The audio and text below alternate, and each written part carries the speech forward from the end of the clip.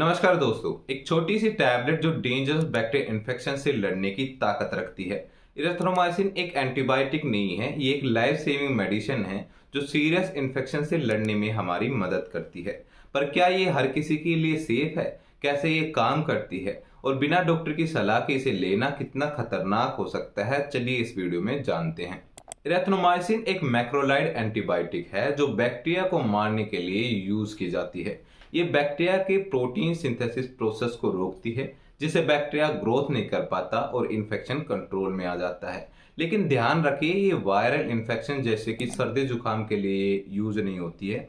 ये सिर्फ bacterial infection पर ही इफेक्टिव होती है।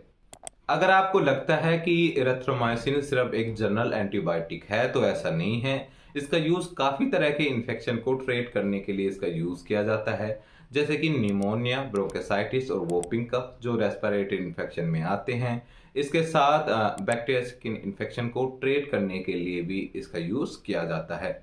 सेकंड, टॉन्सिलाइटिस, स्ट्रेप थ्रोट और ओटाइटिस मीडिया जो कि ईयर इन्फेक्शन और थ्रोट इन्फेक्शन में आते हैं।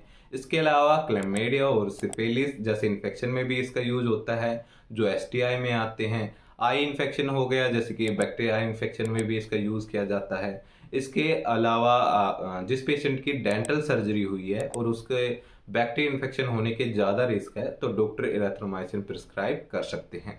देखिए दोस्तों, ये एंटीबायोटिक एक बैक्टीरियोस्टैटिक एंटीबायोटिक है, मतलब ये बैक्टीरिया को डायरेक्टली नहीं मारती है, ये उनकी ग्रोथ को रोकती है। बैक्टीरिया को ग्रोथ करने के लिए एक प्रोटीन की जरूरत पड़ती है और उस प्रोटीन को बनाने के लिए एक एंजाइम की जरूरत पड़ती है। इरेथ्रोमाइसिन उस एंजाइम के प्रोडक्शन को ब्लॉक कर देती है, जिससे बैक्टीरिया ग्रोथ नहीं कर पाता और वो वीक हो जाता है और हमारा इम्यून सिस्टम उस बैक्टीरिया को इजीली मार देता है। बात करें इसकी डोज और कैसे इसे लेना है, तो इसकी डोज और ड्यूरेशन इन्फेक्शन की सिवियरिटी पर डिपेंड करती है और पेशेंट की एज पर भी डिपेंड करती है। लेकिन जनरली अडल्ट्स को 250 से 500 mg 12 घंटे में प्रिस्क्राइब किया जाता है। आप इसे खाली पेट मीन एम्प्टी स्टमक भी ले सकते हैं, लेकिन खाने के 1 घंटे के बाद लेना सबसे बेस्ट रहता है। एक बात का हमेशा ध्यान रखें, कोई भी एंटीबायोटिक का कोर्स हमेशा आपको कंप्लीट करना है, चाहे आप कितना ही बेटर फील क्यों ना कर रहे हो। अगर आपने इसको बीच में ही छोड़ा तो बैक्टीरिया और स्ट्रॉन्ग हो जाता है और उस पर इस एंटीबायोटिक का असर होना बंद हो जाता है, जिससे नेक्स्ट टाइम ये एंटीबायोटिक आप पर काम नहीं करेगी। दोस्तों, हर मेडिसिन के अपने कुछ साइड इफेक्ट होते हैं, तो इरेथ्रोमाइसिन के भी अपने कुछ साइड इफेक्ट हैं जो कि हम कॉमन साइड इफेक्ट में पहले काउंट करेंगे, जैसे कि नोजिया और वोमिटिंग, क्योंकि ये हमारे डाइजेस्टिव सिस्टम पर भी असर डालती है।